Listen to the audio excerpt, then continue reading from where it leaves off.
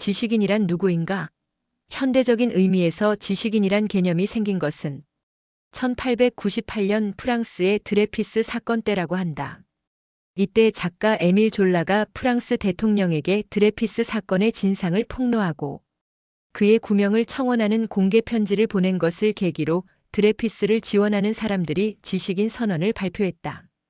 이때부터 지식인이란 단어가 시민권을 얻었다. 한국에서도 지식인이 크게 활약한 시절이 있었다. 군사 정권 시기다. 많은 대학 교수, 종교인, 언론인들이 물질적 정신적 고통을 감수하며 정의와 진실의 편에 가담했다. 언론계에서는 송건호, 이영애 선생이 대표적이다.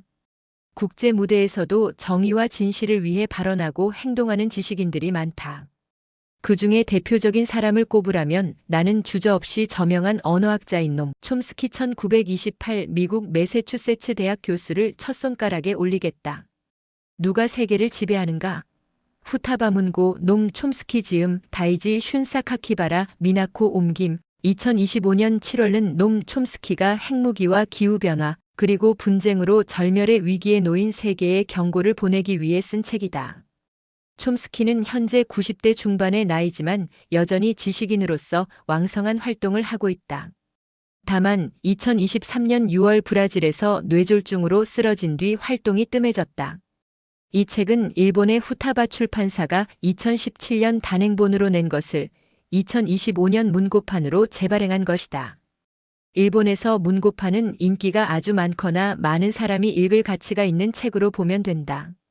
이 책의 번역자인 다이지 슈는 문고판 역자 후기에서 이 책은 일본의 지식인이 읽어야 할 필독서라면서 이 정도까지 적확하게 현대 세계를 분석한 책은 찾아볼 수 없다라고 절찬했다. 또 현대 세계가 신자유주의 신식민주의 시대라는 걸 이해하지 못하는 것은 지식인으로 실격이라고 말했다. 촘스키가 이 책을 쓴 것은 일기 트럼프 정권이 등장하기 직전이다. 하지만 그때 이미 지금 문제가 되고 있는 이스라엘-팔레스타인 분쟁, 우크라이나 분쟁 등을 생생하게 예측했다. 이 책은 분량이 500쪽이 좀 넘는다. 다루는 내용도 1장 지식인의 책임, 재고부터 23장 인류의 지배자들까지 폭넓고 다양하다. 미국의 쇠퇴, 기후위기, 핵전쟁 위기, 테러리즘, 신자유주의의 폐해까지 세계적으로 회자되는 주요 문제를 빠짐없이 다루고 있다. 책 내용들을 하나하나 다 소개할 수 없지만 이 책을 읽으면서 몇 개 꽂히는 대목이 있다.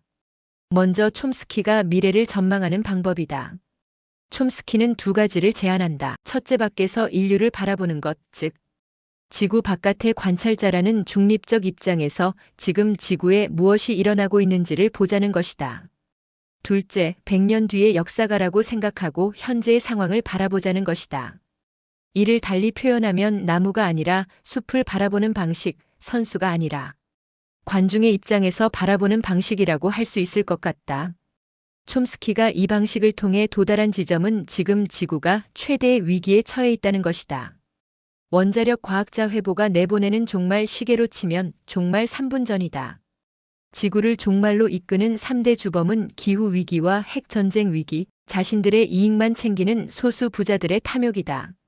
세계 질서의 관점에서 보면 1945년 2차 대전의 승리로 최고의 국력을 구가했던 미국이 점차 국력이 쇠퇴하면서 노골적인 제국주의 행태를 보이고 있고 이것이 위기의 진원이 되고 있다는 진단이다.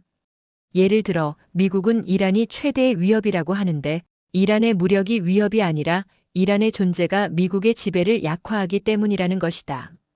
멀리는 쿠바 미사일 위기, 가깝게는 우크라이나 사태와 E-8 전쟁, 가장 최근의 베네수엘라 침공까지 모두 쇠퇴하는 미국이 자신의 지배를 유지하기 위해 벌이는 몸부림이다. 그는 생산성 저하로 고전하는 기업가들은 금융화와 생산, 거점의 해외 이전으로 이익을 벌충하려고 한다면서 신자유주의와 자유무역협정을 그 수단으로 활용하고 있다는 말한다.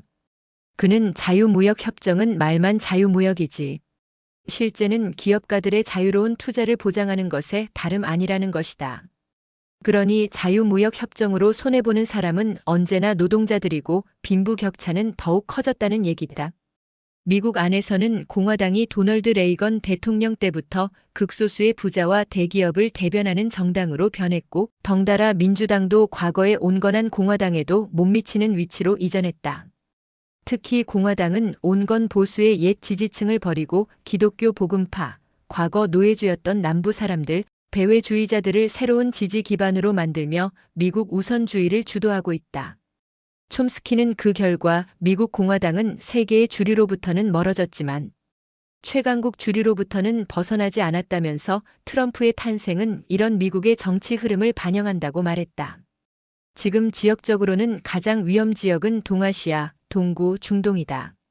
과거 미국의 호수 노릇을 했던 태평양 지역, 즉 동아시아에서는 중국의 거센 도전으로 경랑이 일고 있다. 한때 소련 영역이었던 동구에서는 미국이 약속을 어기고 나토의 네이티오를 러시아 접경까지 확대하면서 무력 분쟁이 벌어지고 있다. 이슬람 지역에서는 미국이 테러와 전쟁을 본격화하면서 난민을 양산하고 반미 적대감을 불러일으키고 있다. 그는 지금의 세계 위기는 미국을 비롯한 힘센 국가의 반성 없이 사라지지 않을 것으로 전망한다. 그는 이 책의 제목이 누가 세계를 지배하는가? 이지만 어떠한 원칙과 가치관이 세계를 지배하고 있는가?로 바꿔 물을 필요가 있다고 강조했다. 이런 물음이 잘 살고 힘센 국가들의 시민 마음에 더욱 강하게 일어나 행동으로 연결되지 않으면 선인들이 고투하며 얻어내고 후세들이 향유하고 있는 자유, 특권, 기회라는 유산은 사라질지 모른다는 것이다. 그는 마지막으로 이렇게 절규한다. 지금 인류는 운명적인 선택에 직면해 있다. 이 중대한 도전에 어떻게 대처하느냐에 운명이 달려있다.